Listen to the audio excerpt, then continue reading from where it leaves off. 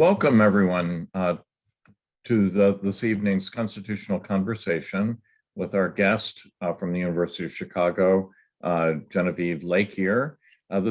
Genevieve is a return guest on this program. She appeared a few years ago talking about another part of her interesting work about the First Amendment. What I really like about Genevieve's work is that she is really thinking about the ways in which freedom of speech law intersect with broader issues, and she's not as narrowly focused as some of us First Amendment scholars are on the latest Supreme Court decision, but rather thinking about how freedom of speech works in our society. And tonight's paper is especially like this.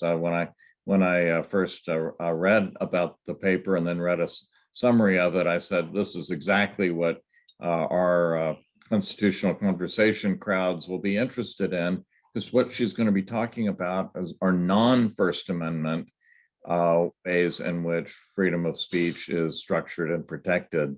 And that strikes me as a very understudied and interesting subject matter. So with that, let me welcome Genevieve Lakier, a professor of law at the University of Chicago, who, among other things in her background, has both an MA and a PhD in anthropology. So you don't see that every day. So anyway, thank you for coming tonight, and please join me, everyone, digitally, Zoomishly, in welcoming Professor Lakier this evening.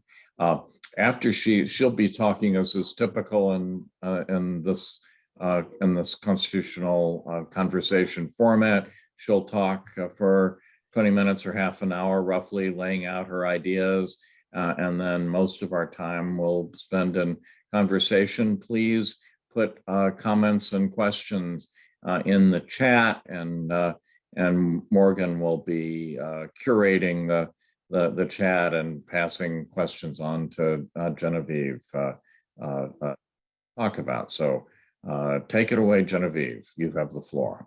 Okay, fantastic. Thank you, Michael, for having me. It's a pleasure to be here. Zoom makes it so easy to reach out and talk to people about your research. On the other hand, it's always better to be in a room together. So I'm sorry to be coming to you only virtually, but I'm really happy to have the opportunity to do so.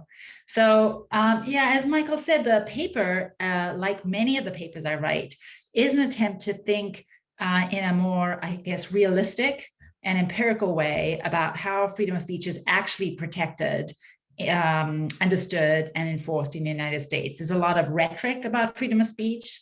I'm sure you've all heard the idea of freedom of speech hurled around in debates, but how, as a matter of historical tradition and as contemporary practice, do we actually give vindication to rights that we might think of as free speech or free expression rights? That's what many of my papers are exploring, and including this one, the paper that is entitled The Non-First Amendment Law of Freedom of Speech. So the paper pushes against what I think of as First Amendment dominance or First Amendment bias. The First Amendment, and in particular, the First Amendment guarantee of freedom of speech, and often equated with that, freedom of press, freedom of assembly, is an incredibly important mechanism for vindicating important personal rights. And so it gets a lot of attention, and there's a tremendous amount of scholarship devoted to talking about the doctrine that the Supreme Court and the lower federal courts have developed to flesh out what is in fact a very narrow textual provision.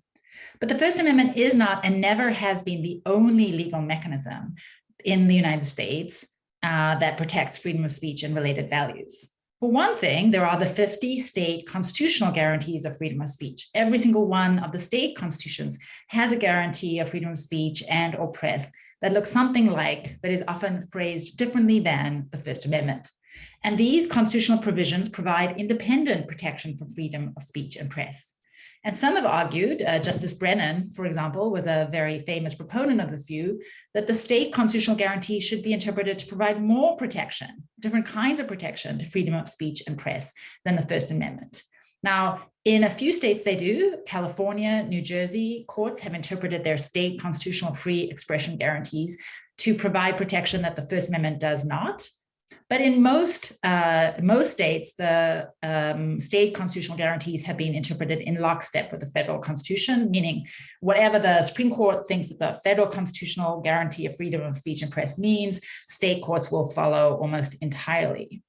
And so this has led some to argue that the project of having independent state constitutional protection for freedom of speech, or an independent body of free speech law outside the First Amendment, has largely failed. But the state body of constitutional free speech law is not all there is once we go beyond the reaches of the First Amendment. There is, in addition to this, a vast mass of regulatory and statutory law made by administrative agencies and by state and federal legislatures that is also intended to, or has the effect of, safeguarding what I call free speech values. Okay, now what is a free speech value? The reason I'm focusing on free speech values is because not all of these laws announce themselves as free speech laws. All right, they don't have they don't look textually like the First Amendment or like the state constitutional guarantees, but they are intended, often quite explicitly, to protect exactly the same values the First Amendment has been understood to protect. And I think of these as free speech values. And we can include among these such things as a diverse and vibrant democratic public sphere, perhaps one of the core interests the First Amendment is understood to protect. Individual expressive autonomy, an incredibly important First Amendment value and a mechanism towards the vibrant and healthy democratic public sphere. Freedom to listen, access to information, protection to the press. These are all values that have been understood to be constitutionally guaranteed in the federal constitution through the First Amendment.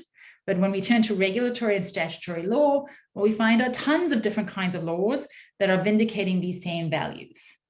And these laws date back to before the ratification of the First Amendment, some of them. That is to say, by the time we get to the First Amendment, we already have a pretty robust and interesting, although variably enforced, body of free speech law in this country. The First Amendment does not provide the original protection for freedom of speech, and it continues to be an important and growing body of law.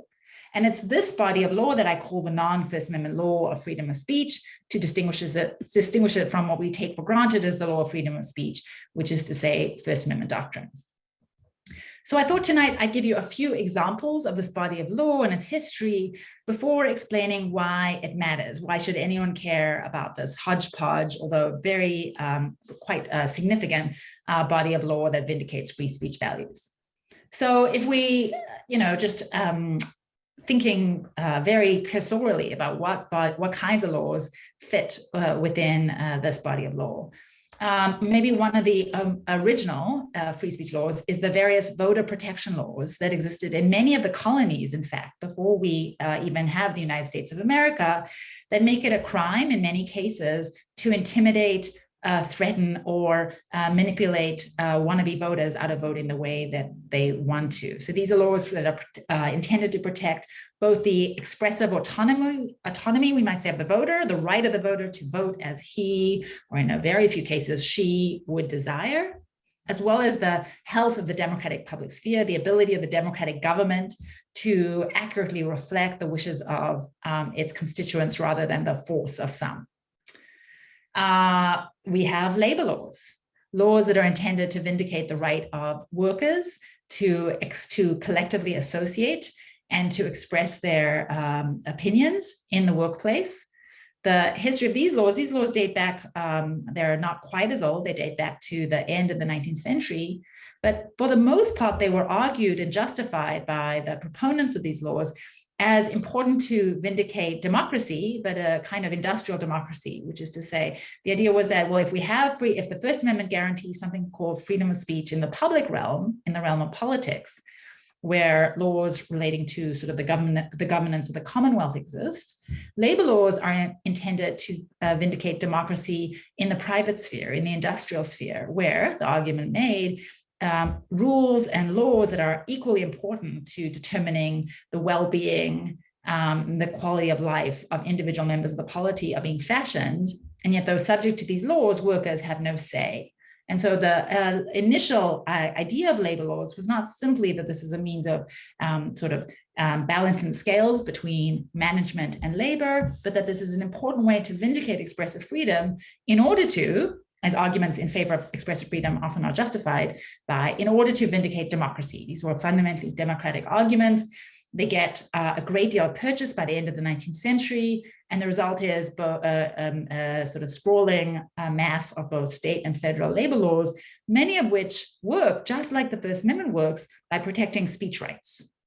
The right, although a different collection of speech rights than the First Amendment protects. So, for example, if the First Amendment protects, for the most part, speech in the public realm, speech in the public forum, speech on the streets, and on the sidewalks and in the parks that happen to be publicly owned, labor laws protect the right of workers to speak, for example, disrespectfully or confrontationally or antagonistically to their boss. They protect the right of workers to speak to one another about the conditions of labor. They protect the right of union organizers to have access to the workplace, to persuade, speak to, associate with workers. They protect a whole host of speech rights. They protect all kinds of expressive autonomy against both state and private coercion.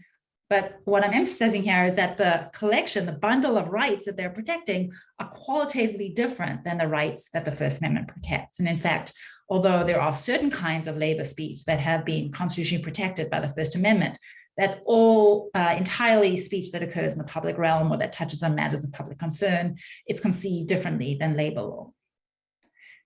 Going back in time, we can talk about the postal laws. So when the First Amendment was ratified, Thomas Jefferson writes a letter to a friend explaining what the first Congress has done.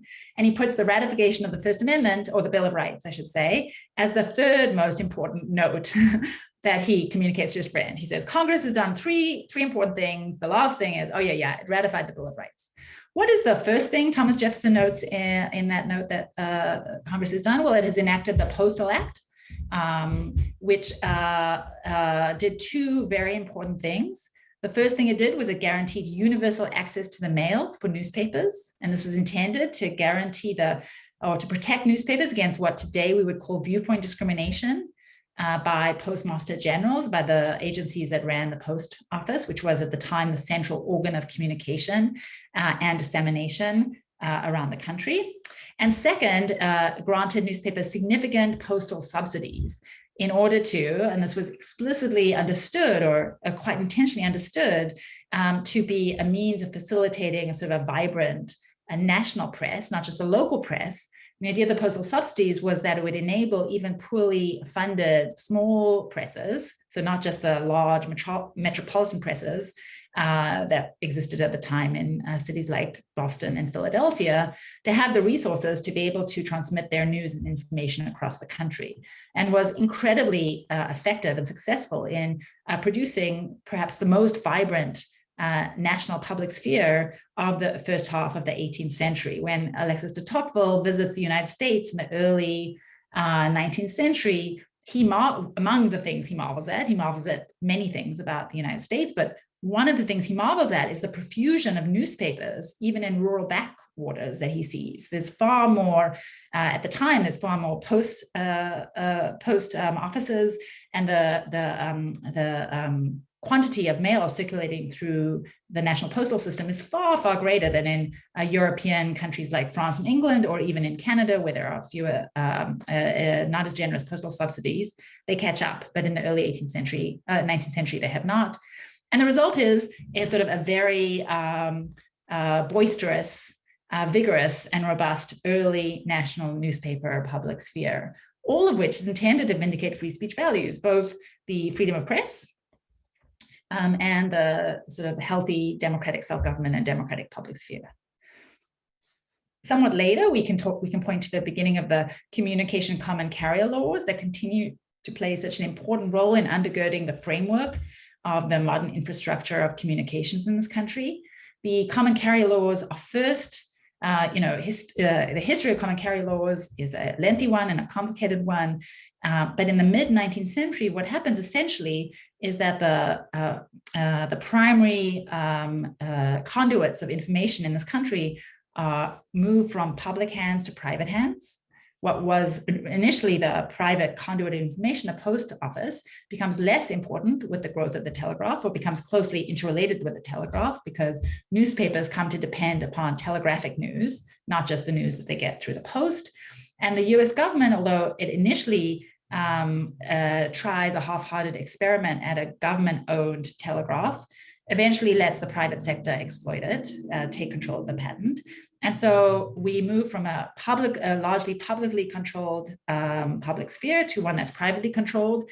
And the result is that the postal laws that were initially the mechanism for guarding against viewpoint discrimination and ensuring broad access to sources of information are no longer as capable of doing that job. And what we see in response is the emergence of a very extensive body of common carriage law, first at the state and then at the federal level.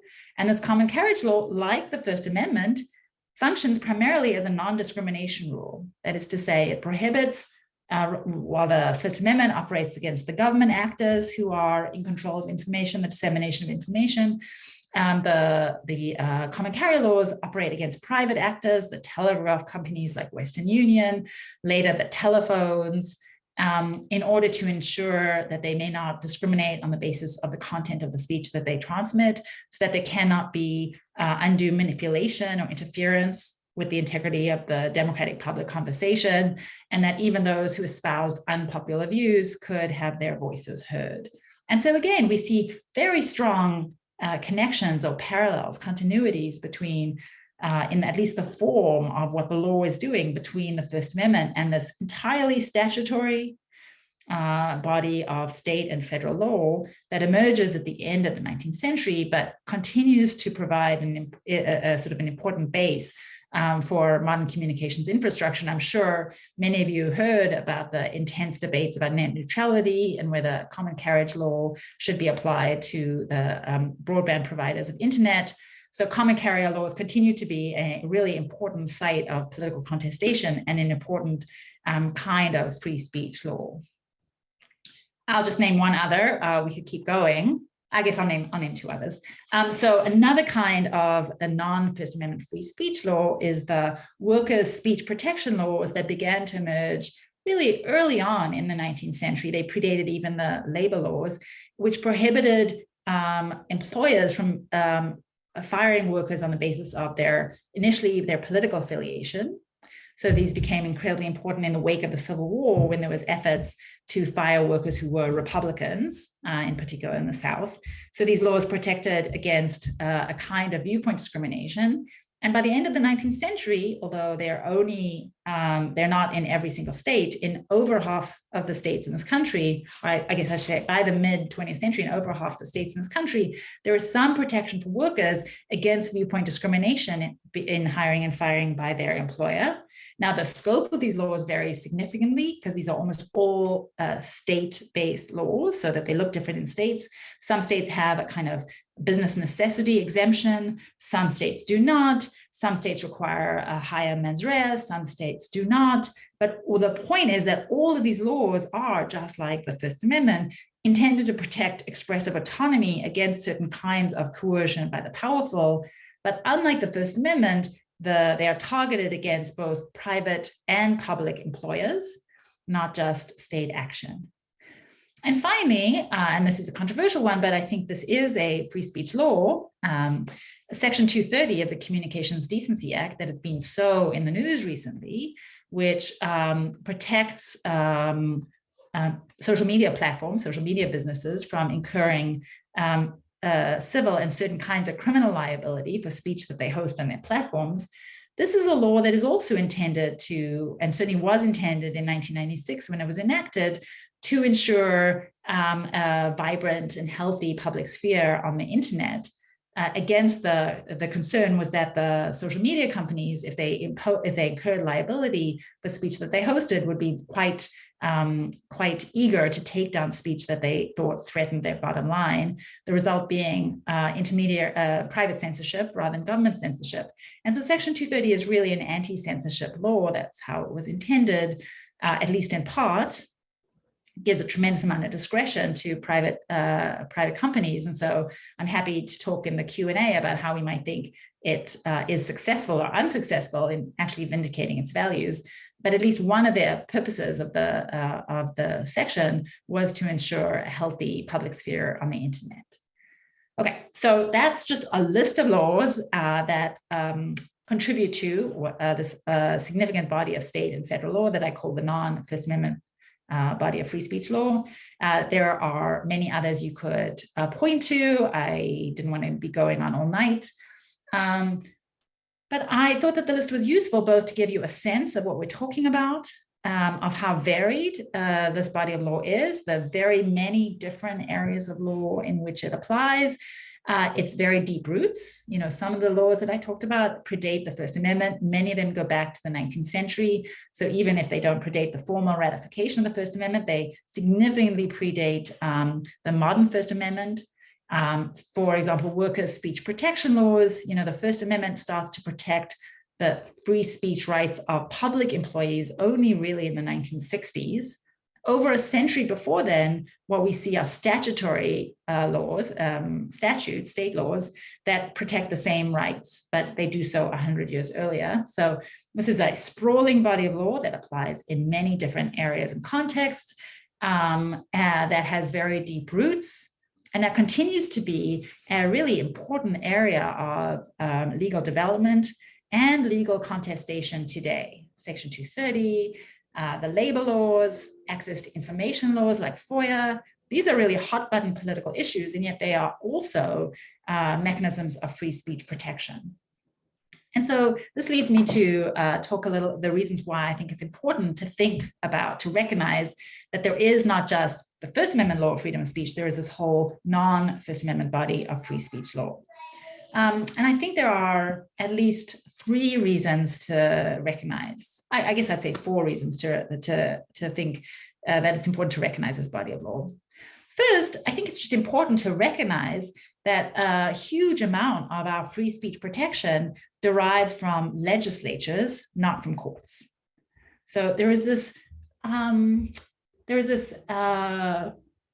argument that is often made in favor of strong judicial protection for First Amendment rights, which is that it's really important that courts have control over the meaning of free speech rights because courts are counter-majoritarian actors, and free speech rights are inevitably and necessarily counter-majoritarian. And so therefore we really, this is not something that should be subject to the legislature, the meaning of freedom of speech. It's something that should be in the control of courts. We see this view espoused, for example, very powerfully in Justice Jackson's majority opinion in West Virginia Board of Education versus Barnett. Now, I think there is something to it. I'd be happy to talk in the Q&A about the different kinds of protection, or the different ways in which we might say, speaking broadly, the non-First Amendment body of law and the First Amendment body of law operate. And perhaps there is a way in which I think it's true to say the First Amendment tends to protect more outlier forms of speech. So we might think more minoritarian forms of speech, whereas the non-First Amendment body of free speech law does not. But the fact that legislatures play such an important role in protecting sort of what we take for granted as free speech rights, the right to make a telephone call without being booted because the telephone company doesn't like what you're saying, the right to put something in the post office and not have it ejected because the post office doesn't think it's fit material, the right to say your piece at work. All of these are protected not by the First Amendment, particularly if you're in the private sector, but by statutory law. It suggests that, in fact, majoritarian institutions can play a really important role, and in fact, do play an important role in vindicating what we usually think of as a counter-majoritarian right. And so that leads to the second important reason why I think it's to recognize the importance of this body of law, which is it suggests that our system of rights, not necessarily constitutional rights, but individual personal liberties in this country, our civil tradition of rights, what we might think of broadly as just our liberal tradition, is a departmentalist one. That is to say, the labor of vindicating rights, not protecting rights, is shared among the different branches. It is not something that has been historically reserved to courts. And in fact, although we might think courts, to the extent that they are kind of majoritarian and play an important role, we might also think that And certainly the history suggests that legislatures are sometimes better stewards of individual personal liberties than courts because they are more responsive, not less responsive, because they're more responsive to political pressure. So, for example, the workers' protection laws are absolutely a response by Jacksonian Democrats to the needs, the political interests of their potential constituents, who were being, in their view, oppressed by the coercive power of large employers, large industrialists. And so we start to see the emergence of new forms of speech protection in response to political pressures, which suggests that our conception of how it is that freedom of speech gets to be protected might need to be complicated. There is this lovely view that it's, judges in their pristine robes, sitting far away from society, thinking about the meaning of democracy, who just come up with the idea that, freedom of speech is such an important value, I should protect it. When in fact, a lot of the protections that we take for granted may be a product of the hurly-burly of the political process. Third, the third reason that it's important and I think interesting to think about the body of non-First Amendment free speech law is that the nature of the speech right looks quite different when we look at these laws, or that is to say, these laws differ in significant ways, at least from the modern First Amendment doctrine, and 3 dimensions. So one of which is that, as should be clear from what I've said before, they apply against private actors, not just state actors. There's one way of thinking about the state action doctrine in the First Amendment context. I think Justice Kavanaugh has articulated it, which is that it's really important that the First Amendment only apply to the state actors, not to private actors, because we want to allow private actors to make choices about who to associate or not associate, or what speech to tolerate and not to tolerate entirely for themselves. That's a private market of ideas. We're going to let private actors have full autonomy to make their choices for themselves. He calls this a robust sphere of private liberty. That's what we're trying to protect. And so it's very important that the First Amendment only apply to state action. But in fact, the private sphere is not wholly private.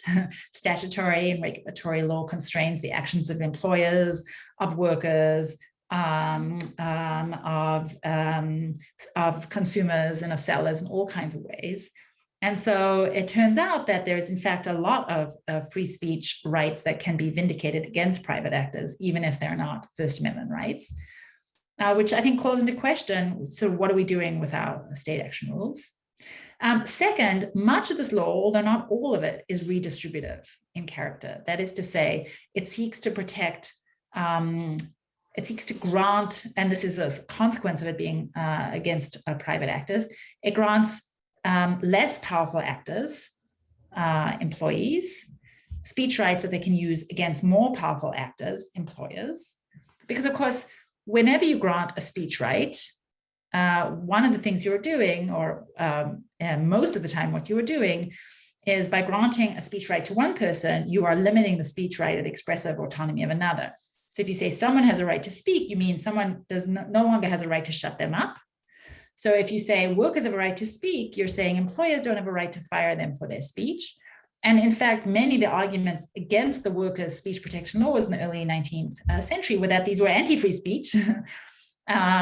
These were bad because these were constraining the expressive autonomy, the freedom of employers. But the legislatures that enacted these laws thought of them as redistributive, that the employers have so much power by means of their control of property. The fear was that they would, a large industrial employer, this was the argument made, for example, in Massachusetts to justify its workers' protection law, large industrial employer, by the threat of firing workers who don't agree to vote for whichever party he wants to patronize, can fundamentally undermine or disturb the operations of democracy because of his political power, or his economic power, in a way that workers cannot. And so in order to vindicate democratic values, it's important to redistribute speech rights away from these employers towards the workers. And this is how many of the non-First Amendment free speech laws operate, although certainly not all of them.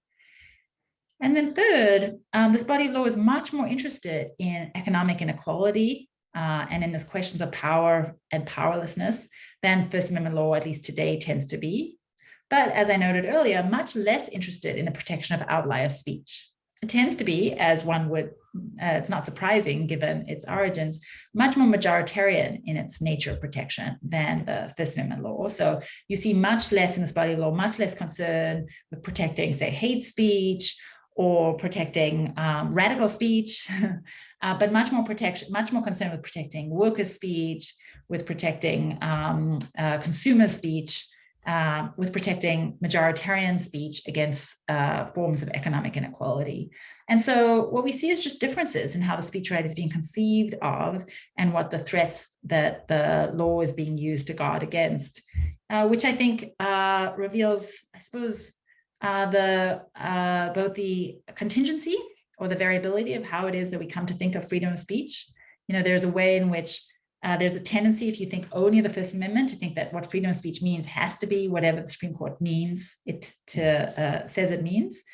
But in fact, even if we limited our gaze just to the United States, we're not looking comparatively at how other jurisdictions or other countries think of freedom of speech. Even within the United States, we can see multiple different free speech traditions, which speaks both to the richness and the complexity and the politics of our free speech law, but also raises important and interesting questions about what the relationship between the First Amendment body of free speech law and the non-First Amendment body of free speech law should be. Because, of course, many of these laws, for example, the labor laws, the workers' speech protection laws, are doing things that are difficult to understand and make sense of from within the framework of the First Amendment, which tends to be strongly anti-redistributive. That is to say, First Amendment doesn't like the government telling powerful private individuals, you may not speak so that others can speak. In fact, in a case called Buckley v. Vallejo and later in Citizens United v. FEC, the court suggested that this was sort of this rule of sort of formal equality was a fundamental principle of First Amendment law. And yet it is a principle that is routinely violated by at least some of the laws that I talked about earlier today. And so there's this interesting question about how can we reconcile these two bodies of law, or whether they can be, in fact, reconciled. And what the comparative role, what the complementary role of courts and legislatures should be when it comes to thinking about or conceiving and therefore and ultimately enforcing free speech rights. Because stepping back, I think what I'm hoping to suggest or show by this paper is how complicated, pluralistic, and dynamic our free speech tradition is. That it's not limited just to what 9 judges in robes do in the Supreme Court. That it doesn't begin in, say, the early 20th century in response to the famous dissents of Holmes and Brandeis, and that it isn't limited to the arenas of legal struggle that the First Amendment is limited to, that it's much richer, much older, much more diverse, and in many ways much weirder than we are accustomed to understanding. Okay, so I've spoken for quite a long time, so I will stop there. I look forward to your questions. Great. Thank you so much. We have lots of questions and a lot of them center on social media and CDA 230. So I'll go through, I'll start with those. So one of our audience members notes that he's read an article that characterizes CDA 230 anti-SLAPP laws as quote unquote speech enhancing statutes. And this audience member is curious if that's an acceptable term to describe those statutes. And additionally, to what extent should legislatures be allowed and are responsible for guaranteeing these types of non-First Amendment, as you call them, free speech protections? Okay, great. So yes, I think these are speech enhancing. I think we should think of these as non-First Amendment free speech laws. I think the anti-SLAPP laws are another example, a kind of recent invention, a sign of the continuing vibrancy of this body of free speech law that I'm talking about. Now, that said, I want to make clear that I'm not a huge fan of CDA 230. I don't think it should necessarily be changed or abolished. But as a conceptual matter, what it does is it protects the expressive autonomy of the social media platforms as a means of, or protects the autonomy of the social media platforms as a means of trying to protect against their chilling of user speech. And so for sure, this is intended to help ensure a more robust and speech protective internet public forum. But you know what it ultimately means is that the social media platforms have largely unconstrained discretion to do whatever it is they want with speech. So it doesn't require them to keep up speech. It doesn't require them to take down speech. It just says you can do whatever you like. And so I think of this as one of the exceptions to the general rule that the body of free speech law I'm talking about here, it tends to be redistributive. I'm not sure this is a redistributive speech law. It's giving a lot of power to powerful private corporations.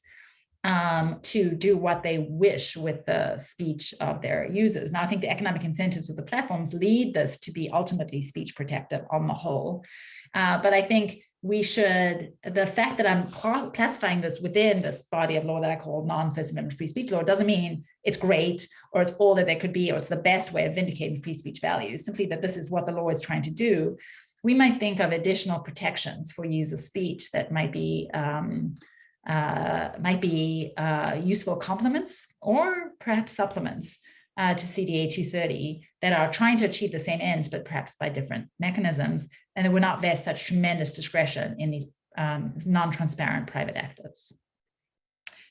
Continuing on the CDA 230, well, and the social media theme more generally, a couple of folks have asked about your thoughts on proposals to nationalize and regulate social media as a public commons or perhaps as a common carrier.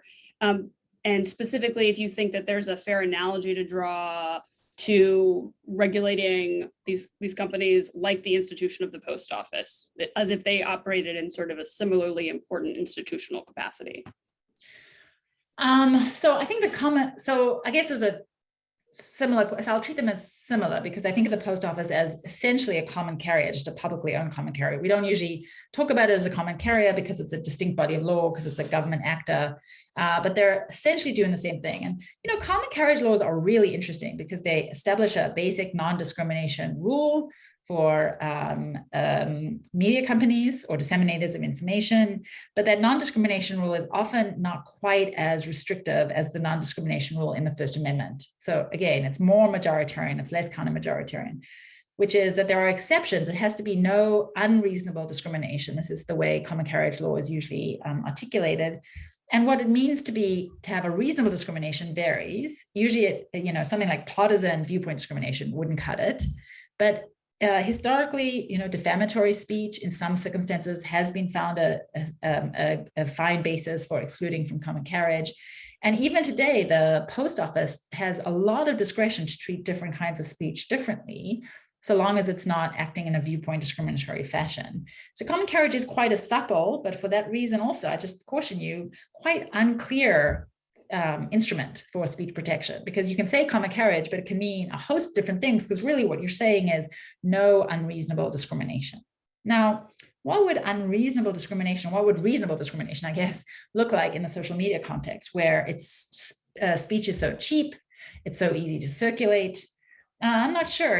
One of the real concerns that critics of these proposals often point to, and I think it's a legitimate one, is a flood of spam or harassing speech, whether, having a non-discrimination rule would mean that the sort of basic regulation of the social media platforms that enable this to be a civil space in which people can actually speak and be heard, and they're not just awash in spam or hostile harassment, whether that could be possible. It's not obvious to me that you couldn't have a common carriage rule that is interpreted so that anti-spam rules and anti-harassment rules are understood to be reasonable discrimination and therefore permitted.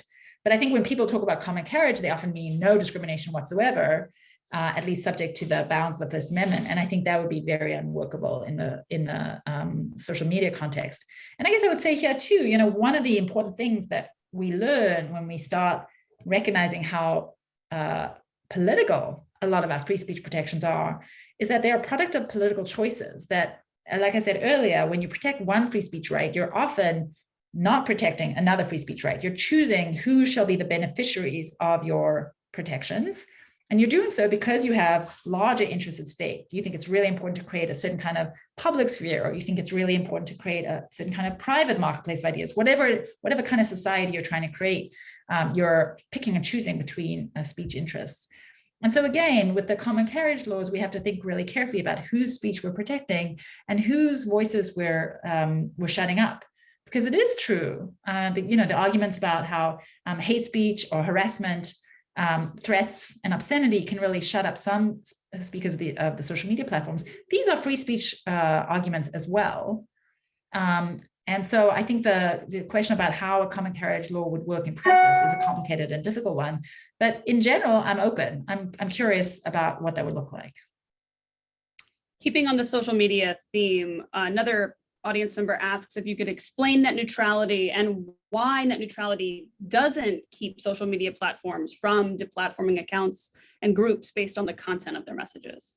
Okay, so common carriage law, the reason why it's somewhat of an ill fit to social media platforms is that historically, the way in which the common carriage laws have been defined, or the group of media entities to which they apply, not newspapers, but telephone and telegraph companies, and for example, is that these are companies that don't typically exercise editorial discretion.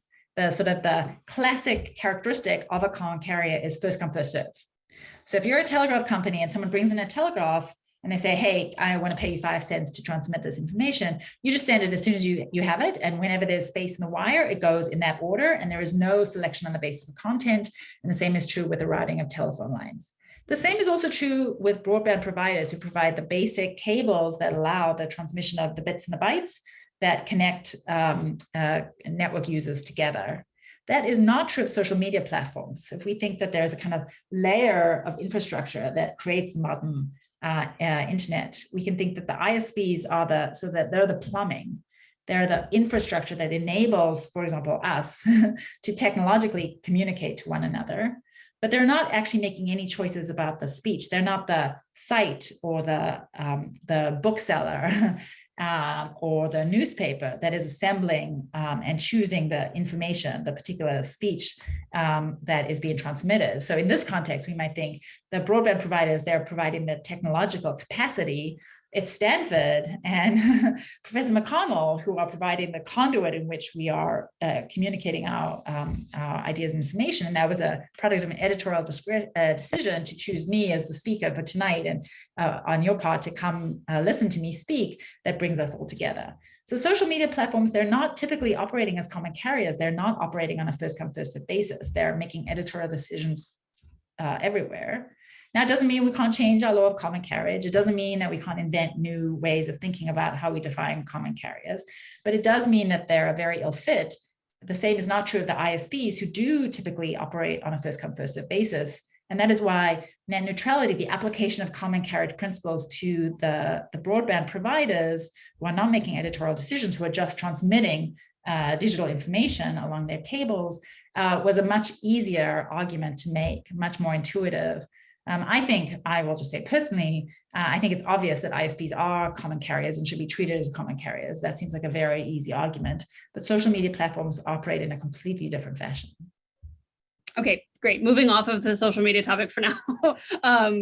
One audience member asks, sort of generally throughout the presentation, you've talked about guaranteeing one person's freedom of speech requiring sort of limiting or taking away the right of another person or silencing another person. And this person asks, why not favor speakers over censors? And is it really fair to call that move redistribution? Well, who are the speakers though? So, I mean, just think about an example. You're in a workplace, your employer has a point of view, and you're a worker and you have a point of view. Or let's think about the social media platforms. You're Mark Zuckerberg, you have a point of view, you're a speaker, but you're a user of the social media platform, you're a speaker. If we're giving Mark Zuckerberg the right to exclude people from his forum, or if we're giving the employer the right to fire whoever he wants, we are saying your speech is going to be chilled. I'm not talking about listener interests now. I mean, I will say, anyone who knows my work knows I'm very interested in listener rights. I think listener rights are really important and underemphasized, and I can have a whole conversation about why we shouldn't only think about speakers. But just for purposes of argument, just thinking about speakers, the fact of the matter is, in our society, in a society where we often have private actors often have antagonistic interests, and it just happens that censors often are private actors. That is to say, private people, the way in which they exercise their expressive autonomy is by shutting up other people's voices. Then I don't know how, you just have conflicts between speakers or between actors who we, in the First Amendment context, typically think of as speakers. That is to say, people who are making expressive choices either by speaking themselves or by hosting or allowing others to speak. And so, I don't think you have any choice but to choose between and among speakers, even if we're just limiting the speakers. And the reason I'm calling it redistributive is because, I think we have a powerful speaker and a less powerful speaker in contexts where you are taking a speech right that under the sort of the common law the ordinary law of property and contract, if we didn't have any special free speech law, that employer or that private company would have the right, by virtue of their control of the property or by virtue of their contract rights, to discriminate against the other. We're taking that right, which exists by virtue of the common law or the existing private law, and we're giving it to the worker, or we're giving it to the user because we think that they don't have enough power to protect it themselves. That's a classical redistributive kind of law.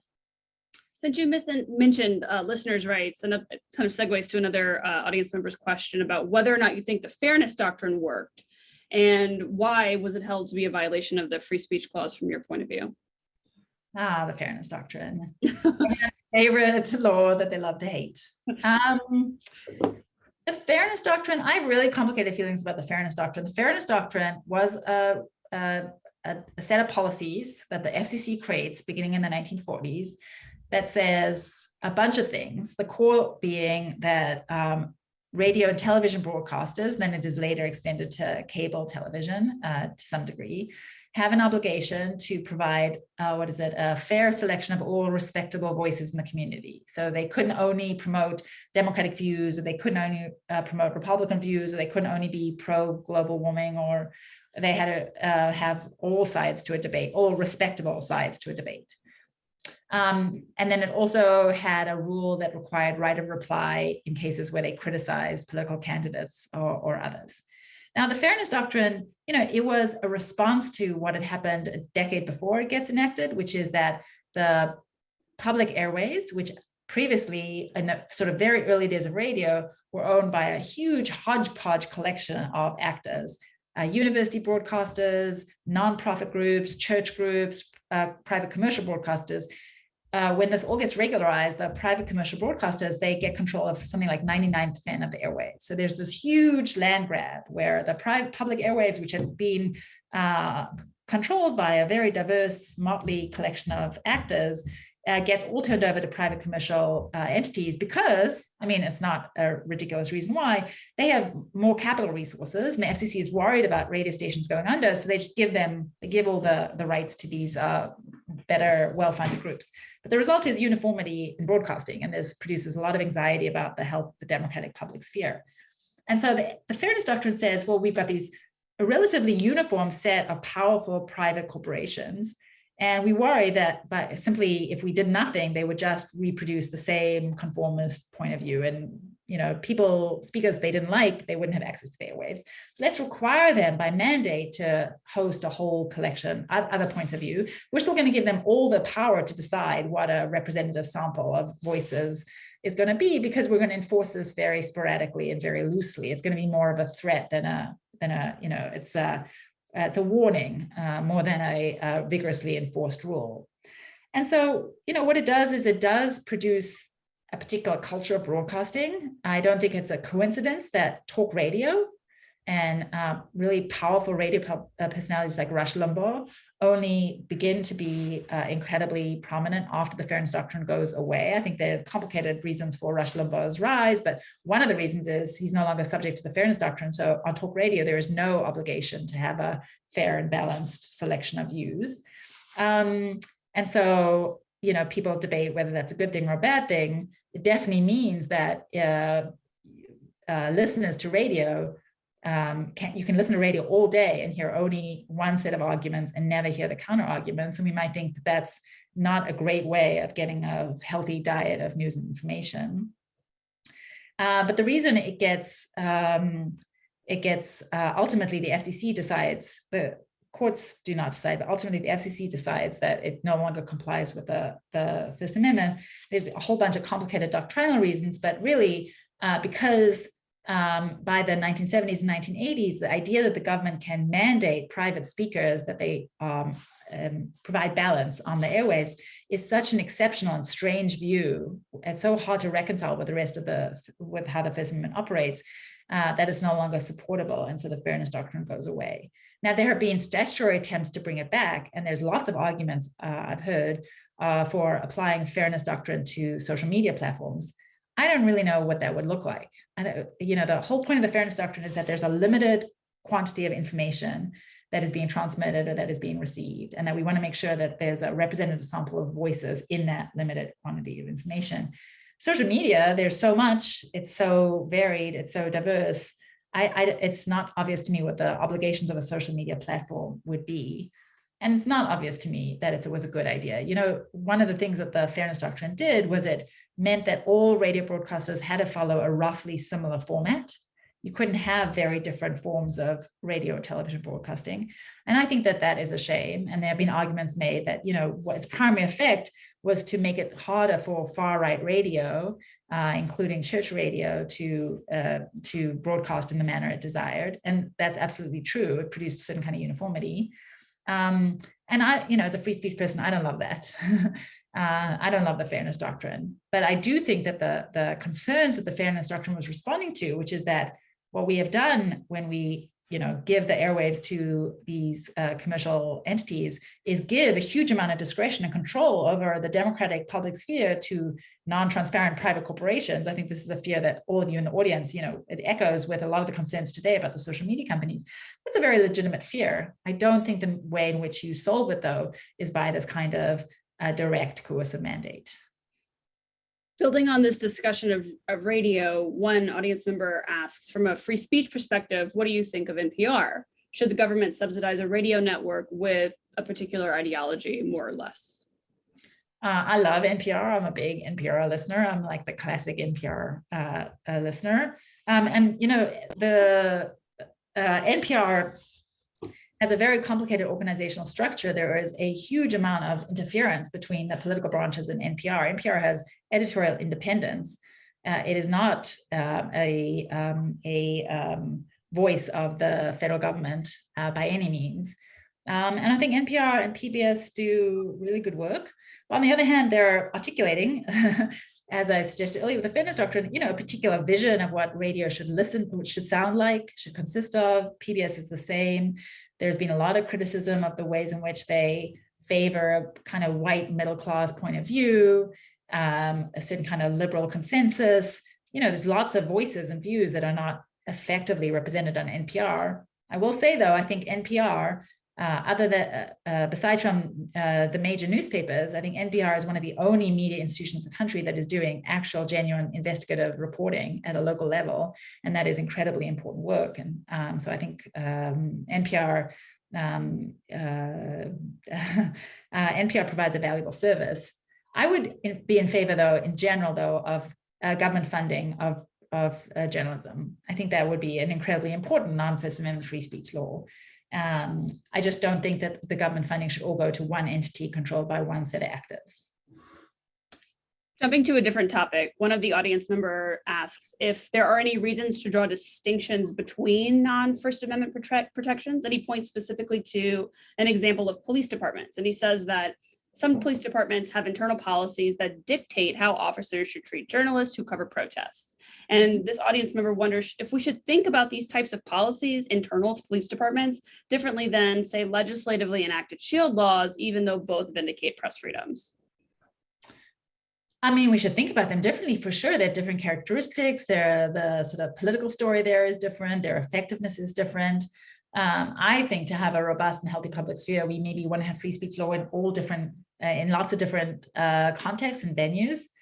Analytically, though, we might think that the reach and the likelihood of these kinds of laws being effective will be different depending on the constituencies that are responsible for enacting them and enforcing them. So I guess my general response is I'm in favor of, I like freedom of speech. I think it's a really important democratic value.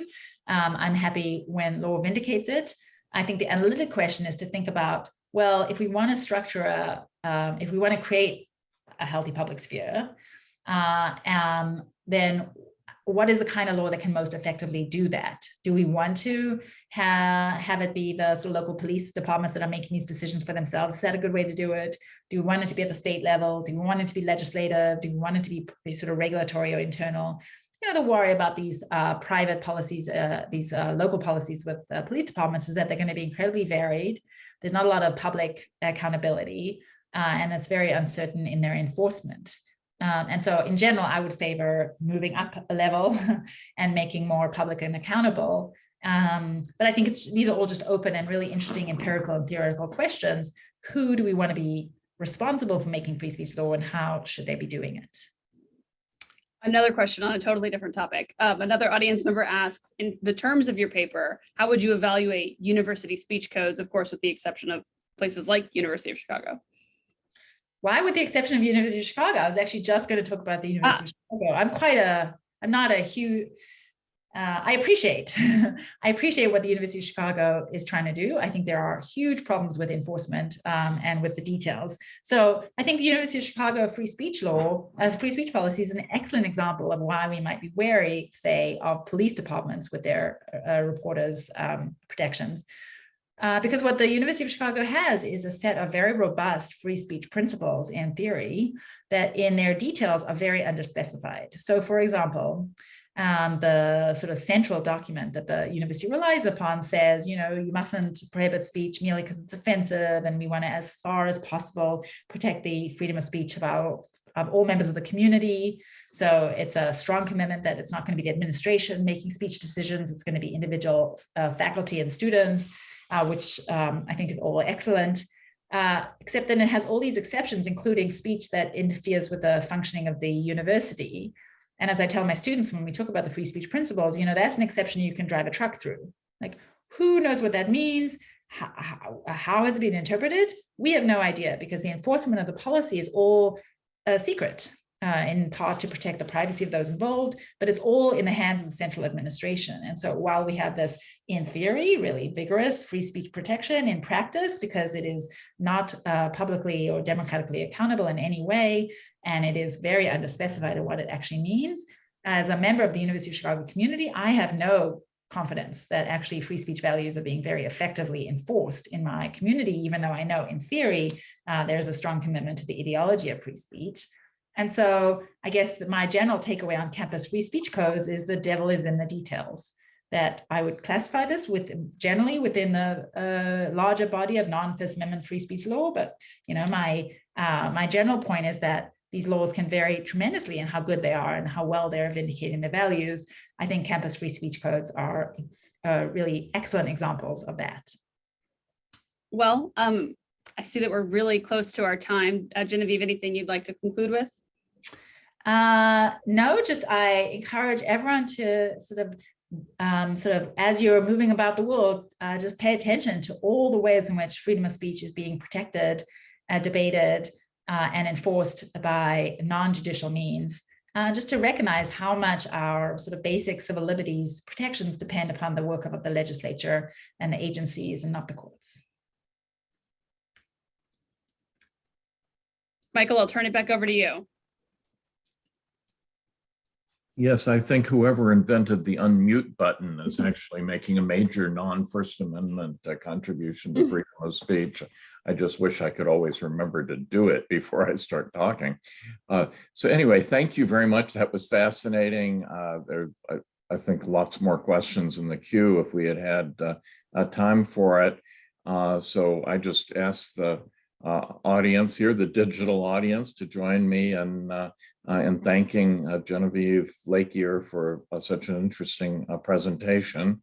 I would also like to invite and encourage everyone to put on their calendars the next constitutional conversation, which will be Monday, May 2nd, with Professor Peter Berkowitz, who's going to be talking about common good constitutionalism, which is an idea that has been much brooded about of late. So that'll be May 2nd. And again, thank you, Professor Lakier, for that great presentation.